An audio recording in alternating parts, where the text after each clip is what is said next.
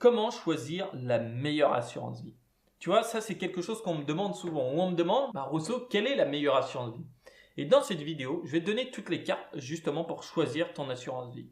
Alors déjà, il faut savoir que l'assurance vie n'a rien à voir avec son nom. Si tu veux, l'assurance vie, c'est ni plus ni moins derrière des placements qui sont faits en bourse, dans des obligations et autres. C'est pas une assurance comme si je prenais une assurance pour un ordinateur ou je n'en sais quoi. C'est vraiment une enveloppe fiscale pour des investissements qui vont être au final sur plusieurs véhicules, mais majoritairement la bourse et les obligations. Alors la première chose qu'il faut regarder dans l'assurance vie, et c'est vraiment le plus important, est-ce que tu as une idée? C'est les frais. Pourquoi c'est les frais? Parce que le marché, de toute façon, s'il monte, tu vas gagner plus d'argent, et s'il baisse, tu vas en perdre. Mais là où tu vas te faire impacter, c'est par les frais, puisque dans ton assurance vie, en général, il y a peu de chances qu'ils fassent mieux que le marché. Ils peuvent faire un peu mieux si tu choisis un profil qui va être très agressif.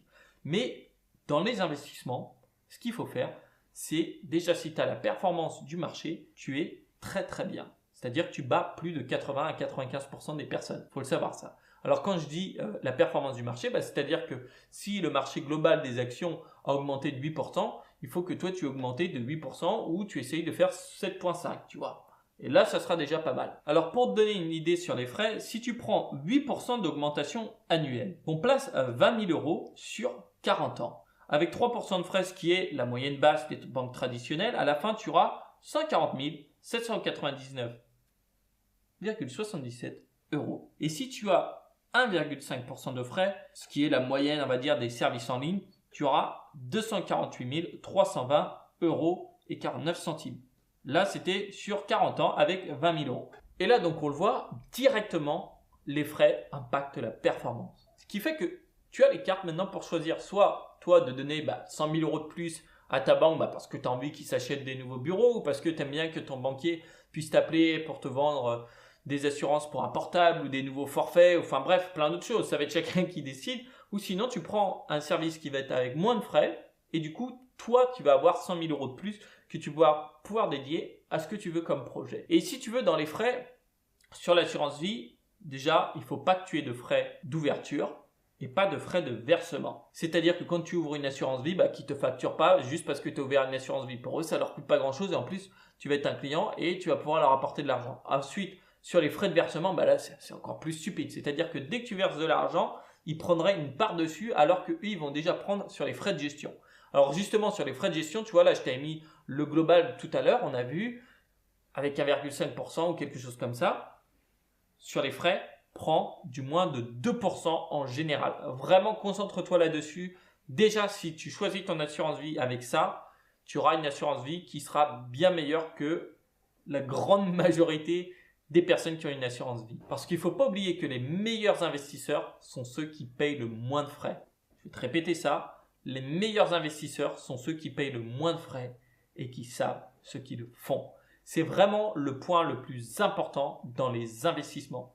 Bien avant de penser à toutes les choses, c'est les frais. Alors après, ce que j'invite à regarder, c'est les performances passées. Même si tu le sais, les performances passées ne veulent pas dire que les performances futures seront pareilles, mais si tu vois qu'elles ont des performances assez stables sur plusieurs années, tu peux te dire que peut-être que ça sera à peu près pareil. Du coup, tu peux leur faire un peu plus confiance. Ça, c'est un des autres points à regarder. Le troisième point, ça va être le support. Alors, qu'est-ce que c'est dans le support? Ça va être tous les outils que tu vas pouvoir mettre, tous les placements que tu vas pouvoir mettre dans ton assurance vie. Si par exemple, il te propose de pouvoir avoir des actions à l'international. Si par exemple, tu veux avoir plusieurs fonds en euros, parce que tu peux diversifier des choses comme ça. Si tu veux de la SCPI par exemple. D'ailleurs, petite parenthèse, la SCPI, tu dois avoir une autre vidéo qui va s'afficher ici. Tu pourras la regarder après celle-ci. Et tu vas avoir, en fait, tu veux quand même avoir une enveloppe dans ton assurance vie avec différents supports qui vont s'adapter à toi en fonction de ce que tu veux vraiment. Le quatrième point, ça va être la facilité. Alors la facilité, ça va être en gros, je vais tout mettre sur, est-ce que tu as une interface qui va être agréable à utiliser? Est-ce que tu peux t'en servir sur ton portable? Des choses comme ça. Mais il faut savoir que c'est un point qui n'est pas très important. Pourquoi? Parce que au final, moi par exemple, tu vois, il y a une assurance vie, je l'ai, je sais pas, ça doit faire plus de 6 mois que je l'ai même pas ouverte. Je n'ai même pas regardé les performances parce que ça ne m'intéresse pas de regarder sur les petites périodes. Ce qui compte, c'est sur le long terme combien tu vas gagner. Et justement, si tu fais que tu vas regarder tous les jours comment évolue ton assurance vie, déjà ça va être assez ennuyant parce que ça ne va pas évoluer, prendre plus 100% en un jour ou des choses comme ça. Et donc il faut vraiment regarder sur le long terme. Mais quand même, ça veut dire que l'entreprise essaye d'aider, des choses comme ça. Je mettrai la priorité personnellement sur les frais plutôt que sur la facilité d'utilisation. Et le 5e point, ça va être le support client. Alors, dans le support client, en fait, ça va être est-ce qu'il t'aide, est-ce qu'il te donne des informations sur ce qui se passe, est-ce qu'il t'informe sur des choses comme ça. Si tu as une question, est-ce qu'ils sont disponibles soit via chat, soit via téléphone, ou même peut-être par rendez-vous. Bon, moi personnellement, par chat ou téléphone, ça me va très bien. J'ai pas besoin d'aller me déplacer pour poser une question. Surtout qu'en plus, tu vois, en général, quand tu vas t'occuper de tes investissements, ça peut être plus le week-end ou à des moments, tu vas pas forcément avoir des établissements d'ouvert. En tout cas, c'est un point qui est quand même là et un point auquel il faut faire attention parce que s'il y a un service client où ils en ont rien à faire de toi et qu'ils essayent juste de te vendre des assurances pour ton téléphone portable, bah, il y a un petit conflit d'intérêt, tu vois. Ils vont pas forcément être sympas avec toi. Donc, du coup, essaye vraiment de trouver. Ça va être le point le moins important, mais ça peut être quand même un bon plus. Avant de passer sur mes recommandations, je voulais reprendre les 5 grands points. Le premier, c'est les frais. C'est le plus important. Si tu dois repartir de cette vidéo, tu repars avec celui-là. Le deuxième, ça va être les performances passées. Regardez rapidement combien ils ont fait dans le passé. Le troisième, ça va être les supports. Est-ce que tu peux investir dans ce que tu veux dedans? Est-ce que tu vas avoir une bonne diversification? Le quatrième, ça va être la facilité. Il n'est pas très important. Et le cinquième, ça va être le support client parce que c'est toujours plus agréable.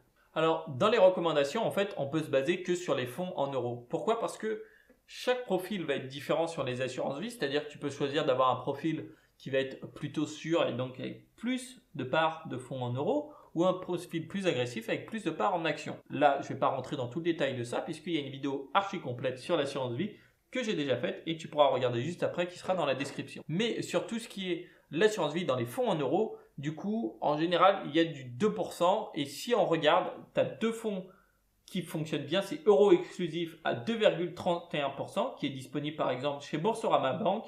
Et tu as le fonds Suravenir à 2%, qui lui d'ailleurs fait un petit peu mieux en ce moment que le reste. Ce fonds-là d'ailleurs, il va être disponible chez Yomoni. Et Yomoni, je les avais testés. Si ça t'intéresse, tu pourras regarder juste en dessous. Mais c'était vraiment le but. Pour moi, c'était pas de te donner du poisson, mais c'était plus, entre guillemets, d'apprendre à pêcher. Je sais que c'est une analogie que j'utilise souvent, mais c'est une de mes préférées. Et là, sur l'assurance vie, bah, tu sais que maintenant, ce qui t'intéresse, c'est les frais. Moins de 2% de frais. Et ensuite, de regarder tous ces autres points-là. Et ça pourra t'amener justement quand tu chercheras ton assurance vie à trouver la meilleure assurance vie. Et cette technique-là marchera sur n'importe quelle année. Mais il y a un autre truc qu'il faut savoir, c'est que l'assurance vie c'est bien, mais le PEA est encore plus avantageux, si bien qu'on dit que c'est presque une niche fiscale française. Si ça t'intéresse pour tout ce qui est l'investissement en bourse, et d'ailleurs tu pourras avoir des obligations dedans et donc avoir une certaine sûreté, je t'invite à cliquer sur le lien juste en dessous. Tu auras un atelier où je te présente toute ma stratégie d'investissement en bourse et tu verras que ça me prend moins de 5 minutes par mois parce que je suis feignant sans doute et pourtant que ça bat 95% du marché et les traders actifs. Tu as juste à cliquer en dessous, prénom, email et après je te mettrai dans la prochaine session. Je te spoile pas, mais tu vas voir que ça va être plutôt intéressant. En tout cas, j'espère que cette vidéo t'aura plu. Écoute, si tu as des questions sur l'assurance vie, tu peux répondre en dessous. Et soit j'y répondrai, soit un des autres 50 000 investisseurs actifs qui sont abonnés à cette chaîne y répondront. Et peut-être que tu peux les rejoindre en cliquant juste sur ce fameux bouton s'abonner. C'était un plaisir, c'est Rousseau. Et moi je te dis ciao, à la prochaine.